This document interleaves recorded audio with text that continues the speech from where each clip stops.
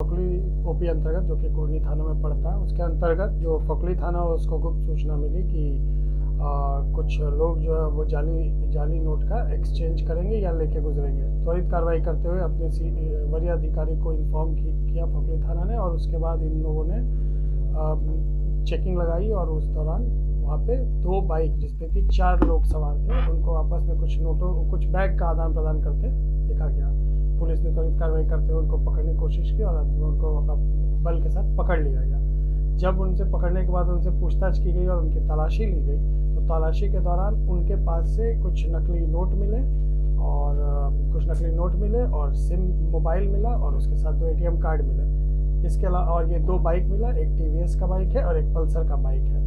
उसके बाद उनसे जब पूछताछ की गई तो पता चला कि उसमें से जो 4 में से एक अपराधी है, वो अपराधी पहले भी एक केस में, फोकली के ही केस में, नकली नोट के ही केस में वांटेड था, और एक दूसरे अपराधी का भी आर्म्स एक्ट में इतिहास है, पुराना इतिहास है। तो 2 लोग इसमें आपराधिक इतिहास वाले थे और 2 नए लोग थे। ये चारों लोग संभवतः आपस में बात करके कहीं इस नकली नोट को पहुँचाने वाले थे, और इसी दौरान पुलिस के द्वारा त्वरित कार्रवाई करते हुए और एक अच्छा उद्भेदन किया गया। नकली नोट सर कहाँ से लाते थे?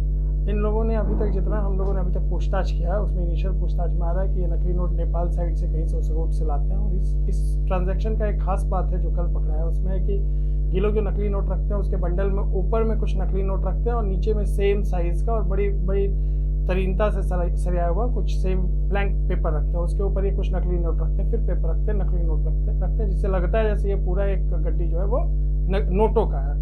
तो ये भी एक नया इनका मोडस ऑपरेंडी इसमें था कि नकली नोट में भी इन्होंने कुछ नोट गायब करके वहाँ पे खाली शीट रखा था।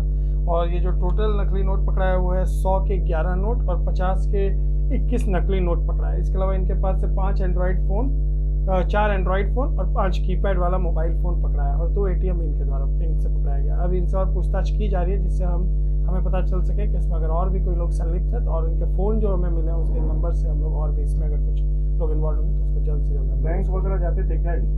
अभी तक तो इतना इन्होंने नहीं बताया इस तरह का कुछ बात, लेकिन ये ज़रूर है कि इनका साठगांठ हर जगह थोड़ा बहुत है, जिसके कारण ये नेटवर्क जो है कि दूर दूर तक हम वहाँ से नेपाल से यहाँ तक ये लोग इसको ला पाते हैं। तो वो हम लोग अभी उस पर जांच कर रहे हैं। और भी कई जिलों में इनका सिंडिकेट फैला हुआ है। अब देखिए इस केस में जो है, इसमें जो लोग पकड़ाए हैं वो कुछ वैशाली के हैं और कुछ हमारे मुजफ्फरपुर के हैं। तो ये संभवतः ये डिनाई नहीं किया जाता है कि इनकी साठगांठ और भी अगल के बगल के जिलों से हो।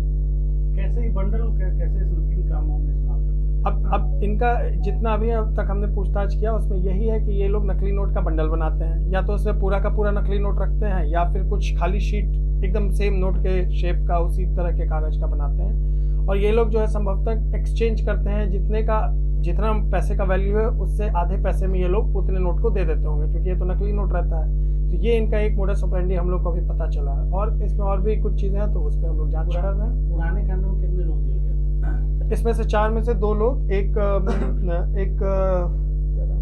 एक रहमत अली और दूसरा मनोज कुमार है। ये दोनों पहले भी, मनोज कुमार को पुलिस पहले भी खोज रही थी। फोकली थाना अंतर्गत 170-23 एक केस हुआ था, यही नकली नोट वाला केस था, जिसमें हमने त्वरित कार्रवाई करके एक लोग को पकड़ा था। इसमें लगभग 40,000 के आसपास का नकली नोट हमें मिला था, और ये उस केस में नामजद अभियुक्त थे जिनकी पुलिस को तलाश थी। इस बार फिर ये नकली नोट के ट्रांजैक्शन में ही पकड़ा गए हैं, और इनके साथ जो एक और हैं उन पे 307 और आर्म्स एक्ट का 2012 का केस है। तो ये दोनों का आपराधिक इतिहास भी है, और संभवतः इसमें हमें कुछ और भी पता चलेगा, उस पर हम लोग